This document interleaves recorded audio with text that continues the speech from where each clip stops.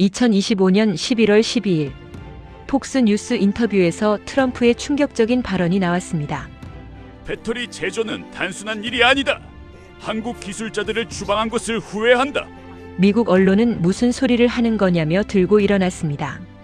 분명 그의 정책 때문에 벌어진 일이었는데 이제 와서 후회한다고 말합니다. 도대체 무슨 일이 있었던 걸까요? 앞뒤가 맞지 않는 트럼프 언행 뒤에는 겉으론 멀쩡하지만 속으로 무너져가던 조지아 배터리 공장의 현실이 숨겨져 있었고 그곳에 생계를 맡긴 노동자들의 절망이 있었습니다. 한국 기술자들이 체포된 뒤 배터리 공장은 순식간에 망가졌고 공장 노동자들의 삶은 바닥으로 추락했습니다. 본인 정책으로 재발의 도끼를 찍은 트럼프, 그리고 한국인이 추방되자 절망에 빠진 미국 노동자들. 2025년 11월 지금 LG 기술자들은 결국 그들을 절망에서 구해냈습니다.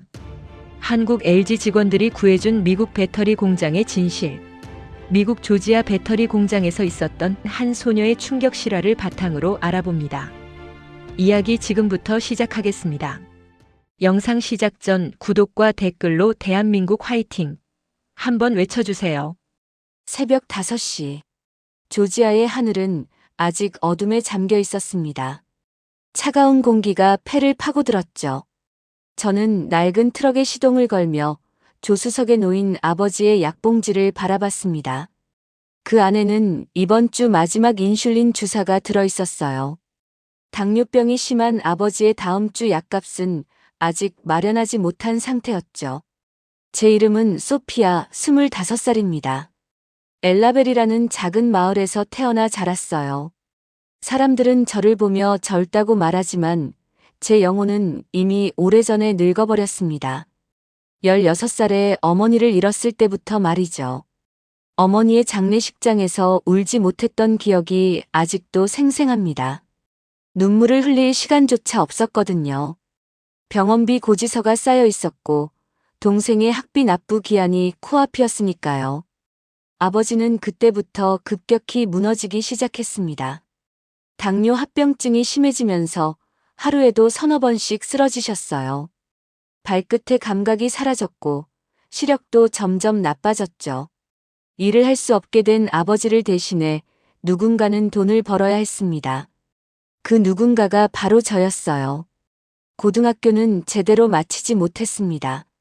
졸업장보다 생존이 먼저였으니까요. 20살 생일이 되던 날 마을에 거대한 공장이 들어선다는 소식을 들었습니다. 배터리를 만드는 곳이라고 했어요. 이 지역에서 가장 큰 규모의 임금도 괜찮다는 소문이었죠. 저는 망설임 없이 그곳으로 향했습니다. 면접장에 도착했을 때 건물의 규모에 압도당했습니다. 끝이 보이지 않을 만큼 거대한 공장이었어요. 대기실에는 저처럼 일자리를 찾는 사람들로 가득했죠. 면접관이 제 이력서를 보며 고개를 갸우뚱했습니다. 학력란이 비어 있었거든요.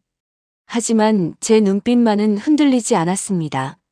합격 통보를 받고 출근 첫날, 저는 공장 입구의 간판을 올려다봤습니다. 현대와 LG라는 이름이 선명하게 새겨져 있었어요. 동료가 옆에서 말했죠. 한국이라는 나라에서 지은 공장이라고요. 저는 그 순간 고개를 갸우뚱했습니다. 한국이요? 어디 있는 나라인지도 몰랐어요. 지구 반대편 어딘가에 있는 먼 나라겠거니 생각했죠. 그래도 상관없었습니다. 어느 나라 공장이든 월급만 제때 나오면 됐으니까요. 저는 현장 보조 업무를 맡았습니다. 기계를 점검하고 부품을 나르고 라인을 청소하는 일이었어요. 힘들었지만 포기할 수 없었죠. 아버지의 약값, 동생의 학비, 밀린 전기세, 렌트비까지 모든 것이 제 어깨 위에 올려져 있었으니까요. 2024년 초여름 공장이 정식으로 가동되기 시작했습니다. 거대한 기계들이 동시에 움직이는 광경은 장관이었어요. 쉴 새 없이 돌아가는 컨베이어 벨트, 뜨거운 열기를 내뿜는 용접 장비, 날카롭게 부딪히는 금속 소리. 그 모든 것이 저에게는 생명의 박동이었습니다. 공장이 돌아가야 제 월급이 나오고 월급이 나와야 우리 가족이 살 수 있었거든요. 첫 월급을 받던 날을 잊을 수가 없습니다. 통장에 찍힌 숫자를 보며 눈물이 났어요. 그 돈으로 아버지의 약을 샀고 동생에게 새 신발을 사줬죠. 냉장고에도 음식을 채울 수 있었습니다. 오랜만에 집안에 웃음소리가 들렸어요. 하지만 평화는 오래가지 않았습니다. 가동 초기부터 공장에는 문제가 계속 발생했어요. 라인이 자주 멈췄고 장비 사고가 반복됐죠. 어느 날은 용접 구간에서 불꽃이 튀어 대피 소동이 벌어지기도 했습니다. 저는 그날 밤 잠을 이루지 못했어요. 무언가 잘못되고 있다는 불안감이 저를 짓눌렀죠. 동료들 사이에서는 한국 기술자가 부족하다는 말이 돌았습니다. 정밀한 배터리 조립은 경험이 많아야 하는데 우리 같은 미국 근로자들만으로는 역부족이라는 거였어요. 불량률이 점점 올라갔고 생산 일정은 계속 밀렸습니다. 관리자들의 얼굴에는 걱정이 가득했죠. 어느 날 오후 저는 휴게실 뒤편에서 관리자들의 대화를 우연히 듣게 됐습니다. 목소리가 급박했어요. 이렇게 불량이 많으면 공장 문을 닫을 수밖에 없어. 심장이 멎는 것 같았습니다. 다리에서 힘이 빠져나갔죠. 다른 관리자가 한숨을 내쉬며 대답했습니다. 본사에서도 압박이 심해. 이대로면 정말 문제야. 저는 벽에 등을 기댄 채 그 자리에 얼어붙었습니다. 공장이 문을 닫는다고요? 그럼 저는, 우리 가족은 어떻게 되는 건가요? 머릿속이 새하얘졌어요. 손이 떨렸고 숨이 가빠졌죠. 그 순간 제 앞에 펼쳐진 건 끝없는 어둠뿐이었습니다. 그날 저녁 집에 돌아온 저는 아버지가 부엌 바닥에 쓰러져 계신 걸 발견했습니다. 식은땀이 온몸을 적시고 있었죠. 약이 떨어진 지 이틀째였습니다. 황급히 구급차를 불렀지만 병원비 걱정이 먼저 앞섰어요. 응급실 침대에 누워 계신 아버지를 보며 저는 주먹을 꽉 쥐었습니다. 절대 포기하지 않겠다고, 어떤 일이 있어도 이 가족을 지켜내겠다고 다짐했죠. 공장이 살아야 우리도 산다는 걸 뼈저리게 느꼈습니다. 하지만 그 공장이 지금 무너지려 하고 있었어요. 제가 할 수 있는 건 아무것도 없었습니다. 그저 매일 아침 출근하며 기도할 뿐이었죠. 공장이 멈추면 제 인생도 멈춥니다. 아버지의 약도 끊기고 동생의 학교도 포기해야 하죠. 어쩌면 우리가 살고 있는 이 집마저 잃게 될지도 모릅니다. 저는 매일 밤 침대에 누워 천장을 바라보며 속삭였습니다. 제발, 제발 이 공장이 살아남기를 말이죠. 공장의 상황은 날이 갈수록 악화됐습니다. 저는 매일 현장에서 그 무너짐을 목격했어요. 조립 라인에서는 오류가 끊이지 않았고 장비는 수시로 멈춰섰죠. 경보음이 울려 퍼지는 횟수가 점점 늘어났습니다. 어느 날 아침 3번째 구역에서 폭발음이 들렸습니다. 배터리셀 조립 과정에서 전기 스파크가 튄 거였어요. 순식간에 연기가 피어올랐고 작업자들이 비명을 지르며 대피했죠. 다행히 큰 화재로 번지진 않았지만 그날 라인은 6시간 동안 완전히 멈췄습니다. 저는 구석에 쭈그리고 앉아 떨리는 손을 감추지 못했어요. 기술 책임자가 현장을 둘러보며 고개를 저었습니다. 얼굴에는 절망이 가득했죠. 미국인 근로자들은 최선을 다했지만 배터리 제조는 단순한 조립이 아니었습니다. 밀리미터 단위의 정밀함이 필요했고 온도와 압력을 섬세하게 조절해야 했어요. 조금만 실수해도 전체 제품이 불량이 됐죠. 불량률은 7%를 넘어섰습니다. 업계 기준으로는 재앙 수준이었어요. 생산된 배터리 100개 중 7개가 쓸모없다는 뜻이었죠.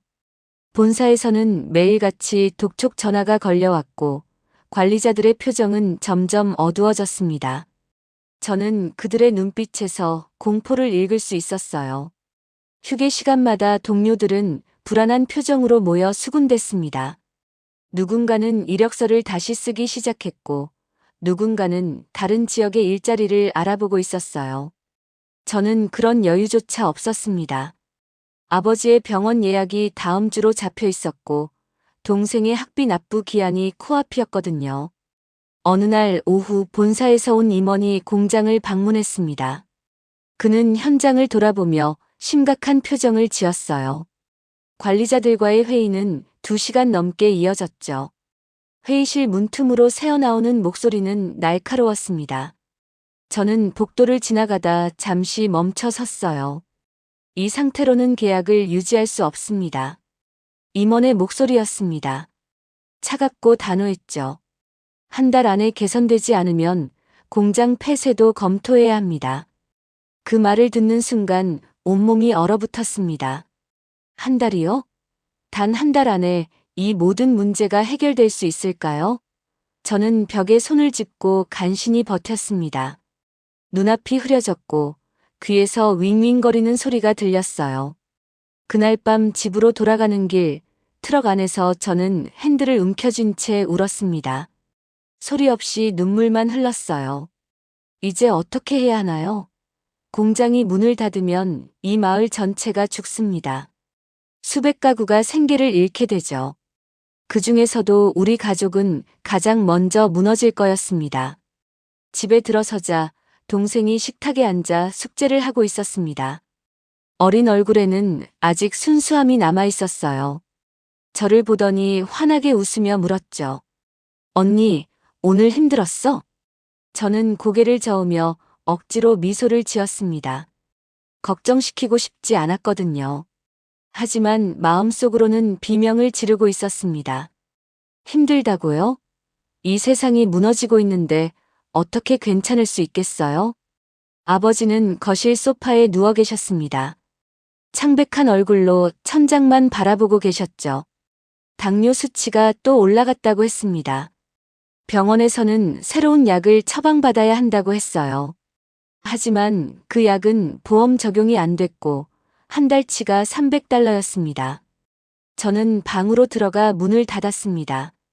침대에 주저앉아 두 손으로 얼굴을 감쌌어요.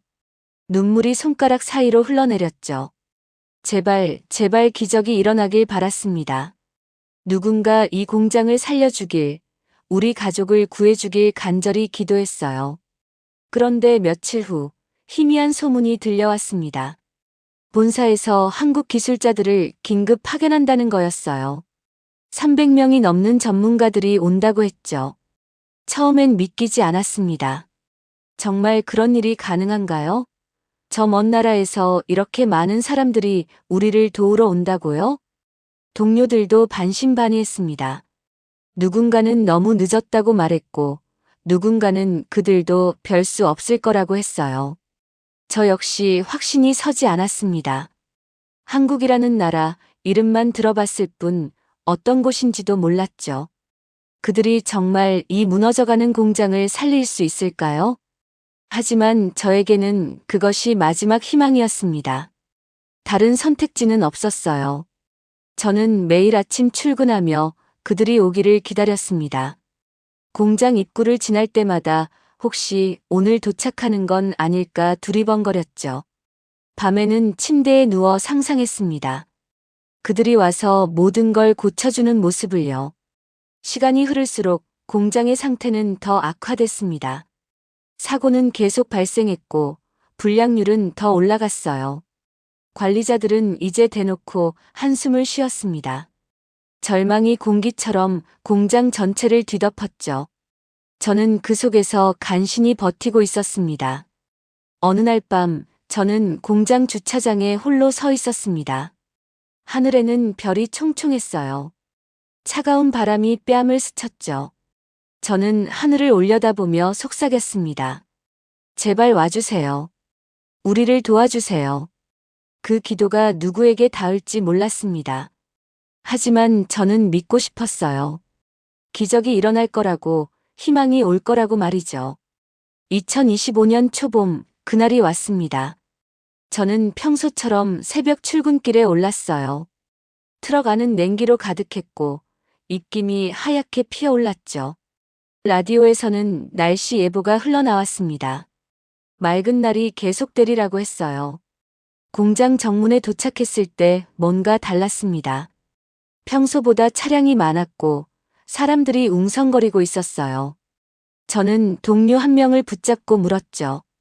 무슨 일이에요? 그가 흥분한 목소리로 대답했습니다. 한국 기술자들이 도착했대요. 심장이 쿵 하고 뛰었습니다. 정말요? 드디어 온 거예요? 저는 서둘러 공장 안으로 들어갔습니다.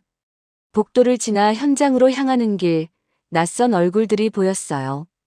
검은 머리에 단정한 작업복을 입은 사람들이었죠.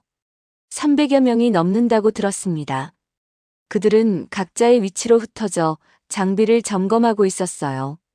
누군가는 도면을 펼쳐놓고 동료들과 대화했고, 누군가는 기계 앞에 쪼그려 앉아 세밀하게 살피고 있었죠. 그 모습에는 확신이 담겨 있었습니다. 저는 멀찌감치 서서 그들을 바라봤습니다. 한국 사람들이라고 했죠? 저 먼 나라에서 여기까지 온 사람들. 정말 이들이 이 무너져가는 공장을 살릴 수 있을까요? 마음 한편에서는 여전히 의심이 고개를 들었습니다. 너무 늦은 건 아닐까요? 이미 손 쓸 수 없는 지경까지 온 건 아닐까요? 하지만 다른 한편에서는 희망이 싹 텄습니다. 그들의 움직임에는 군더더기가 없었어요. 빠르고 정확했죠. 장비를 다루는 손길은 마치 오래된 친구를 대하듯 자연스러웠습니다. 저는 그 모습을 보며 가슴 한구석이 따뜻해지는 걸 느꼈어요. 점심시간 휴게실에서 동료들과 이야기를 나눴습니다.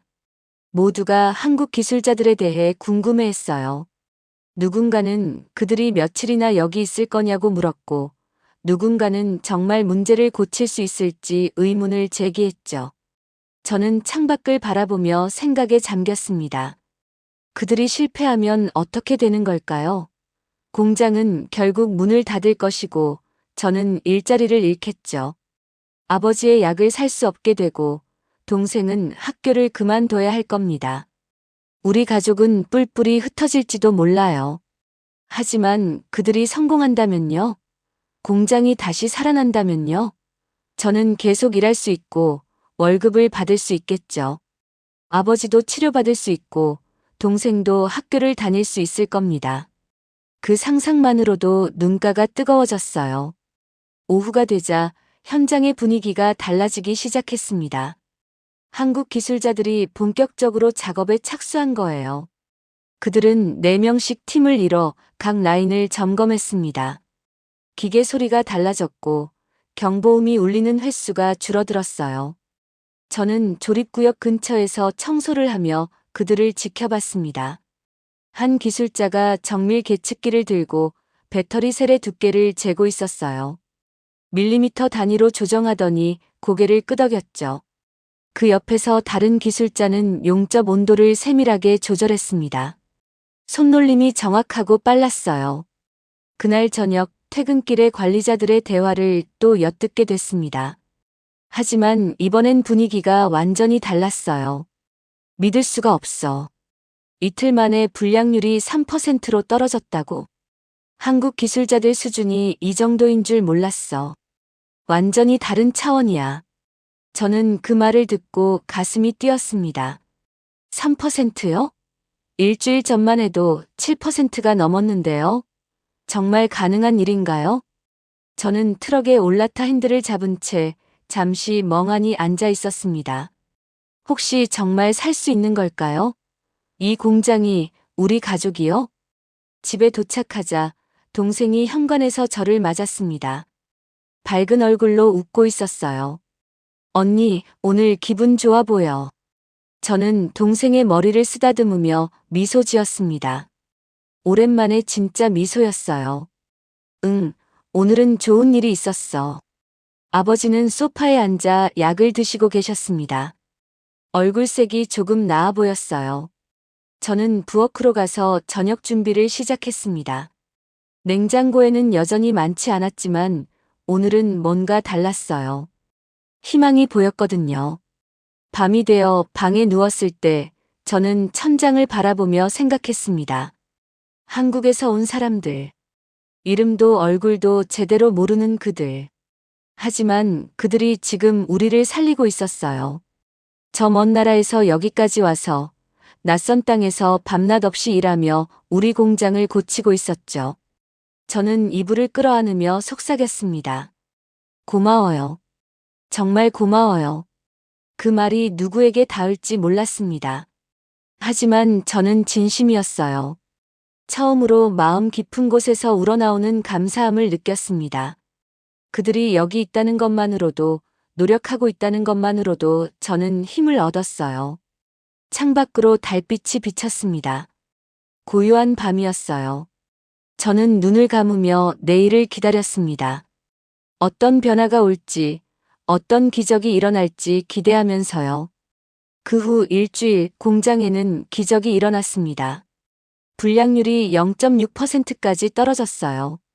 일주일 전만 해도 7%를 넘었던 수치가요. 저는 게시판에 붙은 품질 보고서를 보며 눈을 의심했습니다. 한국 기술자들은 쉬지 않고 일했습니다. 새벽부터 밤늦게까지, 어떤 날은 자정이 넘어서까지 현장에 남아 있었어요. 어느 날 오후 문제가 생긴 장비 앞에서 한국 기술자 4명이 모여 있었습니다. 도면을 펼쳐놓고 빠르게 대화를 나눴어요. 그중 한 명이 공구를 들고 장비 내부로 들어갔죠. 좁은 공간 속에서 몸을 비틀며 작업하는 모습이 보였습니다. 땀이 이마를 타고 흘러내렸지만 개의치 않았어요. 1시간쯤 지나자 장비가 다시 작동하기 시작했습니다. 관리자들도 놀라움을 감추지 못했습니다. 수개월 걸릴 줄 알았던 안정화 작업을 일주일 만에 끝내다니. 저는 그 말을 들으며 가슴이 벅차올랐습니다. 그들이 해냈어요. 정말로 무너져가던 공장을 살려낸 겁니다. 그들은 미국 근로자들을 직접 교육하기 시작했습니다. 통역을 통해 배터리 셀을 다룰 때의 각도, 용접 온도 조절법까지 아낌없이 나눴어요. 미국 동료들은 처음엔 자존심이 상한 듯 보였지만 곧 그들의 실력을 인정할 수밖에 없었죠. 저에게도 변화가 찾아왔습니다. 공장 가동률이 올라가면서 수당이 붙었어요. 통장 잔고를 확인했을 때 눈물이 났습니다. 이제 아버지 약을 살 수 있었거든요. 그날 저녁 약국에 들러 아버지의 인슐린을 샀습니다. 2달치를 한꺼번에 구입했어요. 집에 돌아가 약봉지를 건넸을 때 아버지는 제 손을 잡으시며 눈시울을 붉히셨습니다. 말씀은 없으셨지만 그 눈빛에 모든 게 담겨 있었어요. 동생 방문을 살짝 열었습니다. 책상 위에는 제가 사준 새 참고서가 놓여 있었어요. 동생이 고개를 돌리더니 환하게 웃었죠. 언니 고마워. 언니가 아니라 우리를 도와준 사람들한테 고마워해야지. 냉장고를 열었을 때 처음으로 음식이 가득했습니다. 우유, 계란, 고기, 채소까지. 저는 냉장고 문을 잡은 채 한참을 서 있었습니다. 이게 꿈은 아니겠죠? 밤이 되어 침대에 누웠을 때 저는 오랜만에 편안한 잠을 잤습니다. 공장은 살아났고 우리 가족도 살아났죠. 다음 날 아침 출근길에 트럭 안에서 공장을 바라봤습니다. 거대한 건물이 아침 햇살을 받아 빛나고 있었어요. 그 안에서 한국에서 온 사람들이 여전히 일하고 있을 겁니다. 저는 핸들을 잡은 채 조용히 말했습니다. 한국에서 온 사람들 덕분에 우리 가족이 사는구나. 공장 정문을 지나며 간판을 올려다봤습니다. 현대와 LG. 그 이름 뒤에 수백 명의 얼굴이, 땀 흘리는 손길이 보였습니다. 저는 작업복을 입으며 다짐했습니다. 오늘도 최선을 다해 일하겠다고요. 그들이 살려준 이 공장을 저도 지켜내겠다고 말이죠. 처음으로 제 일에 자부심이 느껴졌습니다. 아버지가 다시 웃으셨습니다. 동생이 학교에서 받아온 성적표에는 좋은 점수가 가득했어요. 저는 거울을 보며 깨달았습니다. 제 얼굴에도 오랜만에 생기가 돌아왔다는 걸요. 그날 밤 저는 일기장을 펼쳤습니다. 오랜만이었어요. 펜을 들고 한 줄 한 줄 적어 내려갔습니다. 오늘 우리 가족은 다시 살아났습니다. 한국에서 온 사람들이 기적을 만들어줬어요. 창밖으로 달빛이 비쳤습니다. 저는 눈을 감으며 감사 기도를 올렸습니다. 정말 정말 고맙습니다. 9월 4일 새벽 저는 평소처럼 출근 준비를 했습니다. 트럭에 올라타 시동을 걸었어요. 오늘도 무사히 하루를 보내면 되는 거였죠. 공장 정문에 도착했을 때 평소와 달리 검은색 밴들이 주차장을 가득 메우고 있었습니다. 이상하다고 생각하며 공장 안으로 들어섰어요. 심장이 멎는 것 같았습니다. 복도에 방탄조끼를 입고 무장한 남자들이 서 있었죠. 가슴에는 IC라는 글자가 선명했습니다. 이민세관단 속국이요? 현장에 도착했을 때 눈앞의 광경을 믿을 수 없었습니다. 한국 기술자들이 줄지어 서 있었어요. 그들의 손에는 수갑이 채워져 있었고 얼굴에는 당혹감이 가득했죠. 잠깐만요. 이게 무슨 일이에요? 저는 소리쳤습니다. 한 요원이 차갑게 말했어요. 비켜요. 공무 집행 중입니다. 저 사람들은 범죄자가 아니에요. 우리 공장을 살린 사람들이라고요. 저는 다가가려 했지만 요원이 저를 가로막았습니다. 저는 그 자리에 주저앉았어요. 눈물이 쏟아졌죠. 우리를 도와준 사람들이에요. 제 목소리는 울음으로 변했습니다. 하지만 요원들은 무표정했어요. 그들은 계속해서 한국 기술자들을 압송했죠. 한 분 한 분 제 눈앞을 지나갔습니다. 저는 며칠 전 복도에서 미소 지으며 인사하던 그분과 눈이 마주쳤습니다. 지금 그분의 얼굴에는 미소가 없었어요. 그저 슬픔과 혼란만이 가득했죠. 저는 입술을 깨물며 고개를 숙였습니다. 317명. 한국 기술자 전원이 체포됐다고 했습니다. 저는 그 숫자를 듣고 정신이 아득해졌어요. 동료들도 충격에 빠져 있었습니다. 누군가는 멍하니 서 있었고 누군가는 울고 있었어요. 관리자들은 급하게 전화를 걸며 오가고 있었죠. 하지만 이미 늦었습니다. 검은 밴들이 하나둘씩 공장을 떠나고 있었어요. 저는 바닥에 주저앉아 울었습니다. 가슴이 찢어지는 것 같았어요. 왜요? 왜 그들을 데려가는 거죠? 그들이 무슨 잘못을 했나요? 우리를 살렸을 뿐인데요. 마지막 밴이 떠나고 공장은 고요해졌습니다. 그 고요함이 너무나 무서웠어요. 저는 떨리는 다리로 일어나 현장을 바라봤습니다. 어제까지만 해도 활기차게 돌아가던 기계들이 보였죠. 관리자 한 명이 저를 지나가며 중얼거렸습니다. 이제 끝이야. 완전히 끝났어. 그 말이 비수처럼 가슴을 찔렀습니다. 저는 비틀거리며 휴게실로 향했어요. 의자에 앉아 두 손으로 얼굴을 감쌌죠. 눈물이 손가락 사이로 흘러내렸습니다. 왜 이런 일이 벌어진 거죠? 그들은 합법적으로 왔다고 들었어요. 회사가 초청한 거라고요. 그런데 왜 범죄자 취급을 받는 거죠?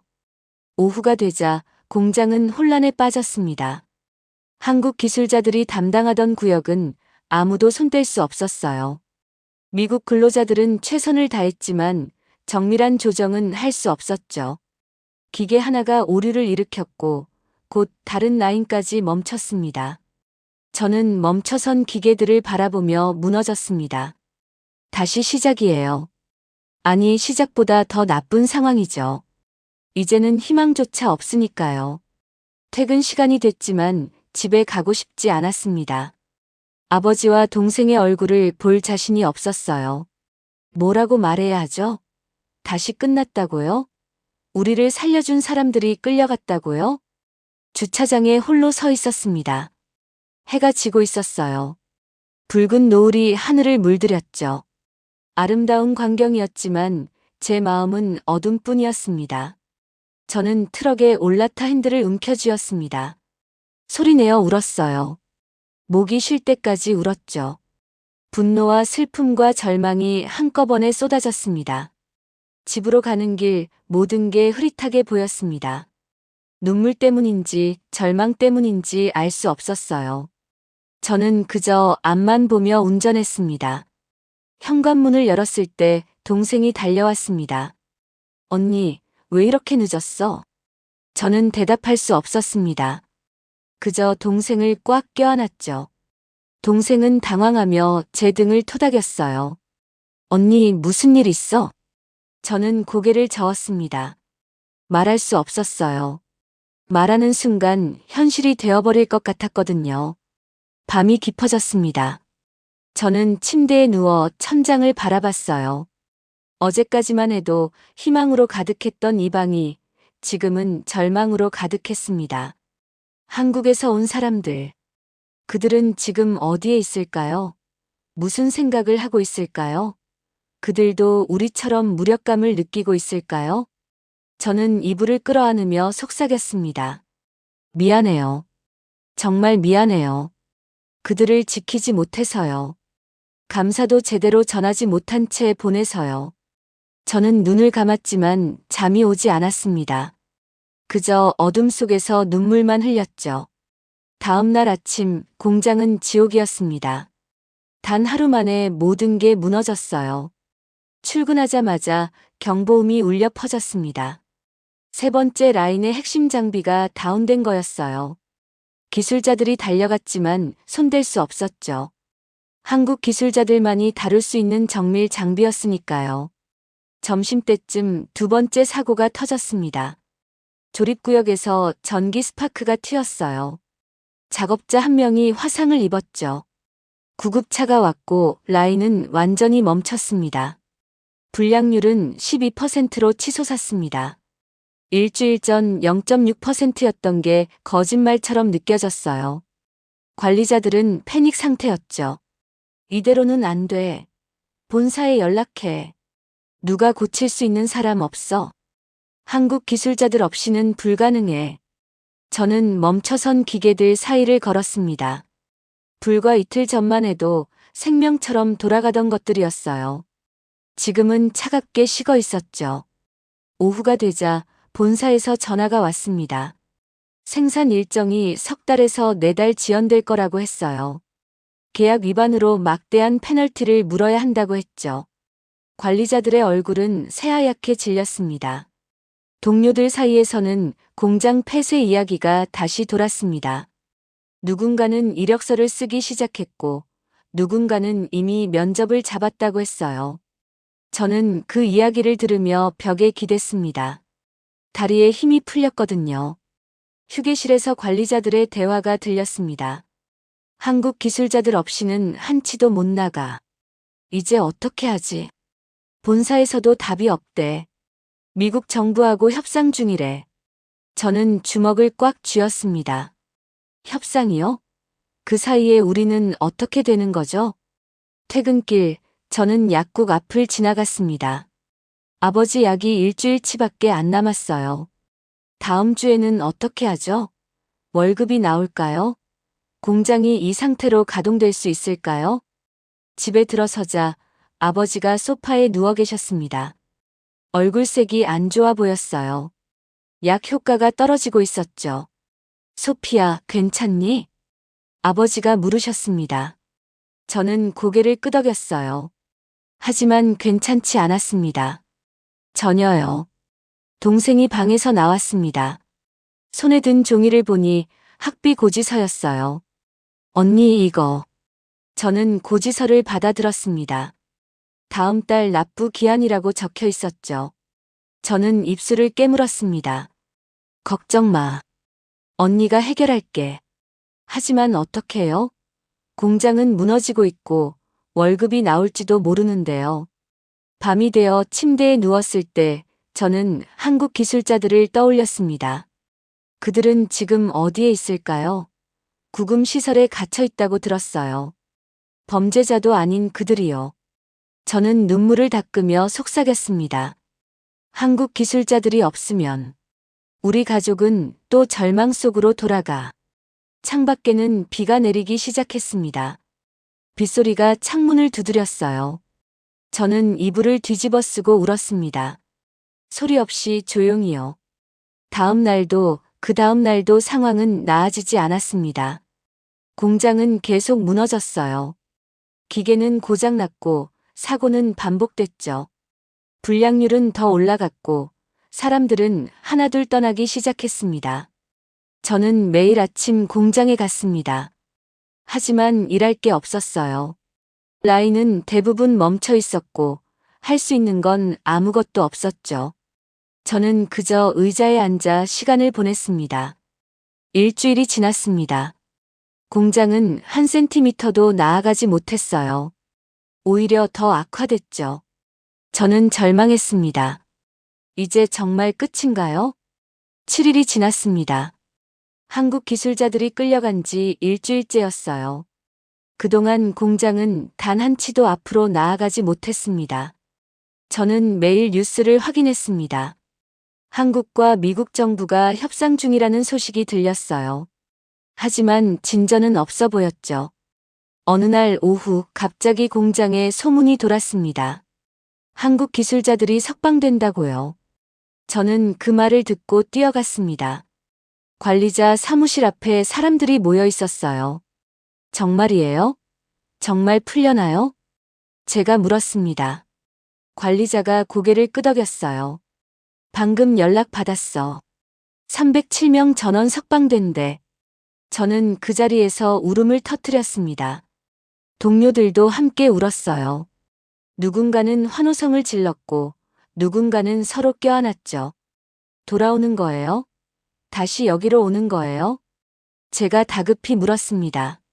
관리자는 고개를 저었어요. 아니, 한국으로 귀국한대. 전 세계로요. 그 말에 저는 얼어붙었습니다. 귀국이요? 여기로 안 돌아온다고요? 왜요? 왜 다시 안 와요? 아직 비자 문제가 해결 안 됐대. 일단 본국으로 돌아가는 거야. 저는 주저앉았습니다. 석방됐다는 기쁨도 잠시, 다시 절망이 밀려왔어요. 그들이 떠나면 우리는 어떻게 되는 거죠? 이틀 후 공항에서 한국 기술자들이 출국한다는 소식을 들었습니다. 저는 일을 마치고 공항으로 달려갔어요. 트럭을 몰며 눈물을 흘렸죠. 공항에 도착했을 때 이미 많은 사람들이 모여 있었습니다. 공장 동료들, 지역 주민들, 기자들까지 모두가 한국 기술자들을 보러 온 거였어요. 보안구역 밖에서 저는 그들을 기다렸습니다. 한참을 기다렸을까요? 한국 기술자들이 나타났습니다. 캐리어를 끌고 피곤한 얼굴로 걸어오고 있었어요. 저는 울면서 소리쳤습니다. 고마워요. 정말 고마웠어요. 다른 사람들도 함께 외쳤습니다. 박수가 터져나왔고 환호성이 울렸어요. 한국 기술자들은 멈춰서서 우리를 바라봤습니다.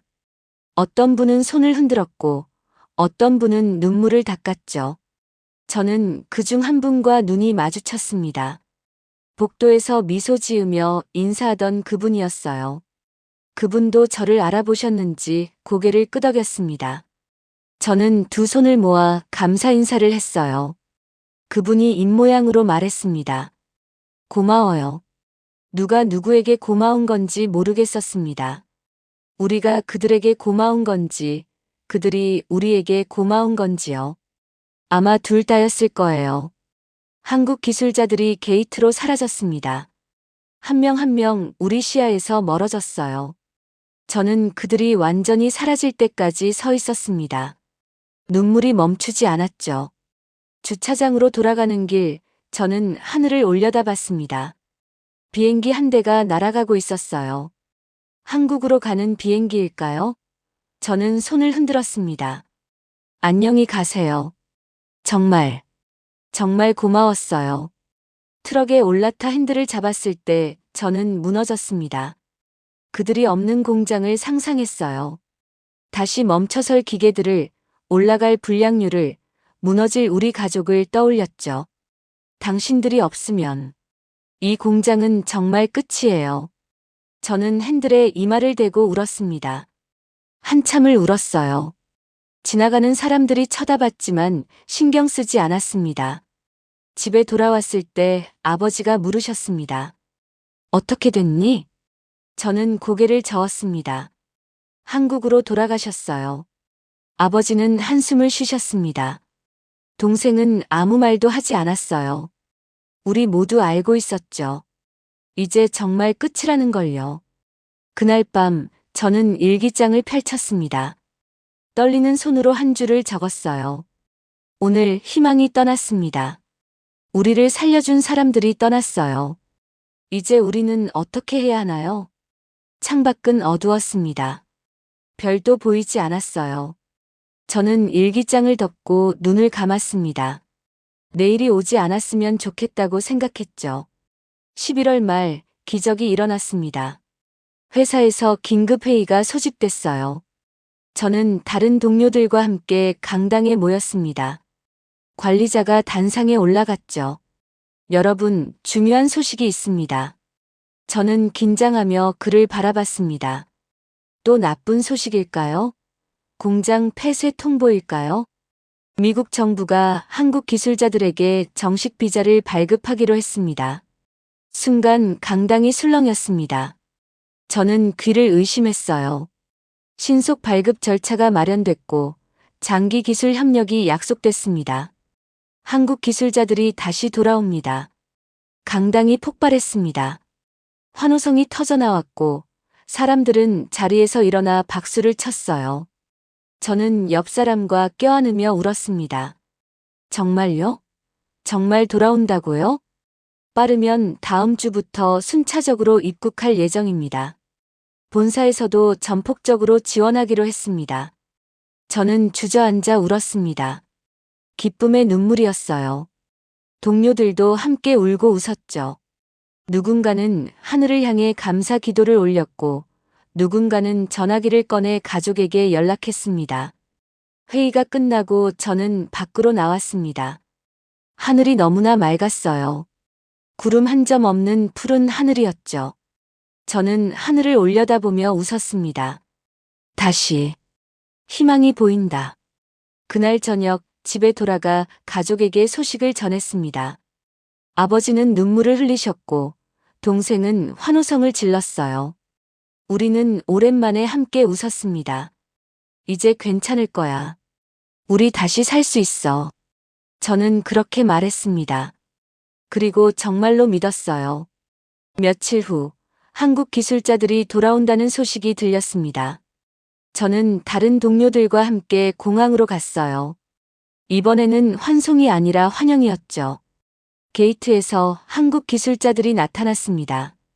저는 울면서 박수를 쳤어요. 그들도 우리를 보며 미소 지었습니다. 환영합니다. 다시 와주셔서 감사합니다. 우리는 함께 외쳤습니다. 한국 기술자들은 손을 흔들며 걸어왔어요. 어떤 분은 엄지를 치켜 세웠고 어떤 분은 두 손을 모아 인사했죠. 저는 그분과 다시 눈이 마주쳤습니다. 복도에서 공항에서 봤던 그분이었어요. 그분이 다가와 손을 내밀었습니다. 저는 그 손을 잡았어요. 말은 통하지 않았습니다. 하지만 악수만으로 충분했어요. 고마움이, 미안함이, 희망이 모두 전해졌죠. 공장으로 돌아온 한국 기술자들은 즉시 일을 시작했습니다. 일주일 만에 멈춰있던 장비가 다시 돌아가기 시작했어요. 2주일 만에 불량률이 다시 떨어졌죠. 한 달 후 공장은 완전히 회복됐습니다. 아니, 회복을 넘어 더 나아졌어요. 한국과 미국의 협력이 강화됐고 기술 교류가 활발해졌죠. 저는 매일 아침 출근하며 공장을 바라봤습니다. 생명처럼 돌아가는 기계들을 열심히 일하는 사람들을 보며 미소 지었어요. 아버지는 건강을 되찾으셨습니다. 규칙적으로 약을 드시고 병원 검진도 받으셨죠. 동생은 학교에서 좋은 성적을 받아왔어요. 우리 집에는 다시 웃음이 돌아왔습니다. 어느 날 저녁 저는 일기장을 펼쳤습니다. 마지막 페이지에 한 줄을 적었어요. 오늘 우리는 다시 살아났습니다. 한국에서 온 사람들 덕분에요. 이 은혜를 평생 잊지 않겠습니다. 창밖으로 석양이 지고 있었습니다. 붉은 하늘이 아름다웠어요. 저는 창문을 열고 바람을 맞았습니다. 따뜻한 바람이 뺨을 스쳤죠. 저는 조용히 속삭였습니다. 고맙습니다. 정말 고맙습니다. 그 말이 바람에 실려 날아갔습니다. 어딘가에 누군가에게 닿기를 바라며요. 공장은 오늘도 돌아갑니다. 한국과 미국의 기술자들이 함께 일하며 더 나은 미래를 만들고 있어요. 저는 그 한가운데서 제 일을 합니다. 이제 저는 압니다. 기술이 생명을 살린다는 걸요. 한 나라의 전문성이 다른 나라의 희망이 될 수 있다는 걸요. 그리고 진심 어린 도움은 국경을 넘는다는 걸요. 저는 오늘도 작업복을 입고 현장으로 향합니다. 한국 기술자분과 마주치면 인사를 나눠요. 말은 여전히 잘 통하지 않지만 미소만으로 충분합니다. 이 공장이, 이 일이, 이 순간이 저는 자랑스럽습니다. 그리고 감사합니다. 우리를 살려준 모든 분들께요. 시청해주셔서 감사합니다. 지금까지 감동뉴스 TV였습니다.